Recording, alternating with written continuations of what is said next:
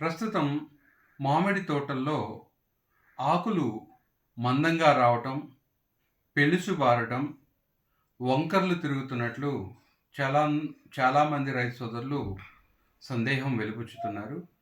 ముఖ్యంగా మామిడిలో ఆకులు మందంగా రావటం, అదేవిధంగా ఈనెలు మందం ఎక్కటం, ఆకులు పెలుసుగా రావటం, ఆకులు వంకలు తిరగడం అనేవి బోరాన్ లోప లక్షణాలు. బోరాన్ లోపం ఉన్నట్లయితే పూత, పిందె సరిగా రాదు. అదేవిధంగా పూత తర్వాత ఫలదీకరణం అంటే క్రాసింగ్ కూడా సరిగా జరగదు. పిందె కట్టడం తక్కువ ఉంటుంది. పిందె కూడా రాలిపోతూ ఉంటుంది. అదేవిధంగా కాయ దశలో గమనించినట్లయితే అక్కడక్కడ కాయల్లో పగులు రావటం గమనించవచ్చు. కండ లోపల గోధుమ రంగు ప్రాంతం కూడా కనిపిస్తూ ఉంటుంది. అదేవిధంగా ఆకుల్లో జీవం కోల్పోయినట్లు కనిపిస్తూ ఉంటాయి.